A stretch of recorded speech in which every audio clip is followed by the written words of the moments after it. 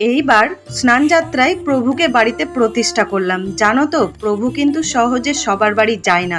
জগন্নাথ প্রভু সবার বাড়িতে কিন্তু সহজে যায় না।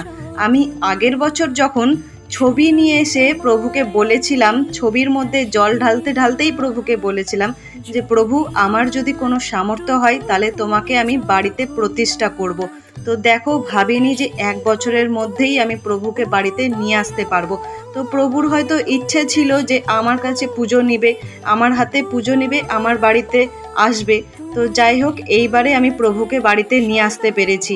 তবে হ্যাঁ, আমি যেমনভাবে প্রভুর স্নানযাত্রা পালন করা হয় ঠিক সেইভাবেই ঠাকুরমশাইয়ের কাছে জেনে সেইভাবেই বাড়িতে কিন্তু পালন করেছি। যেমন পঞ্চামৃত দিয়ে স্নান করানো, ফলের রস দিয়ে স্নান করানো, তারপর হচ্ছে ধূলি স্নান, গঙ্গা জল দিয়ে স্নান, পুষ্প অভিষেক, সমস্ত কিছুই করেছি। আর আমার সাথে সাথে বাড়ির সকলে মিলেই কিন্তু ওকে স্নান করিয়ে দিয়েছে।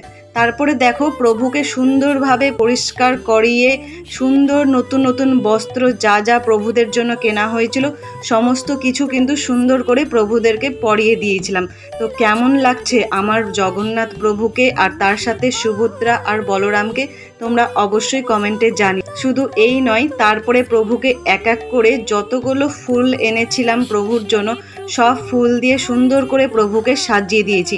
কিন্তু জগন্নাথ প্রভুর সবচেয়ে পছন্দ ফুল কি সেটা কিন্তু কেউ এখনো পর্যন্ত জানে না। তবে হ্যাঁ, প্রভু কিন্তু সাদা ফুল ভীষণভাবে পছন্দ করে, তাই প্রভুর জন্য সাদা ফুলও আনা হয়েছিল। আর প্রত্যেকটা ফুল দিয়ে সুন্দর করে প্রভুদেরকে কিন্তু সাজিয়ে দিয়েছিলাম। আর হ্যাঁ, একটা গোলাপ ফুলও ছিল যেটা বোন এনেছিল। বোন তো তখন ছিল না, যেহেতু কাজে চলে যায়। তারপরে আমি কিন্তু প্রভুকে সুন্দরভাবে পুষ্প দিয়ে সাজিয়ে দিই। তারপরে দেখো, এইখানে কিন্তু আরও অনেক কিছু দিয়ে প্রভুকে সাজানো হয়েছিল। আমি তো প্রভুর অলংকারগুলো পরাতেই ভুলে গেছিলাম। তারপরে পরে দেখি যে ওগুলো সব রাখা আছে, এক এক করে প্রত্যেকটা সবাইকেই মালাগুলো পরিয়ে দিই। প্রভুদেরকে সাজানোর পর এত সুন্দর লাগছিল, মনে হচ্ছে ওখানেই বসে থাকি আর ওইভাবেই দেখতে থাকি, এত সুন্দর লাগছে। তোমরা জানাবে যে কেমন হয়েছে সাজানো। তারপরে প্রভুদের পছন্দ মতো ফল মিষ্টি নিয়ে রেখেছিলাম, তারপর প্রভুদেরকে ভোগ নিবেদন করি। তো এইবারের আমি ভোগে কিন্তু অন্ন ভোগ দিতে পারিনি। এরপরে এবার চেষ্টা করব প্রভুদের আরও সুন্দর করে ভোগ নিবেদন করার। তো যাই হোক, তারপর এক এক করে প্রভুদেরকে আরতি করি, প্রদীপ দেখাই, ধূপকাঠি দেখাই, সুন্দর করে ভোগ আরতি করে নিলাম। আর হ্যাঁ, আমি কিন্তু পুজো শুরু করার আগে আচমান মন্ত্র, শুদ্ধিকরণ এগুলো সবই করেছিলাম।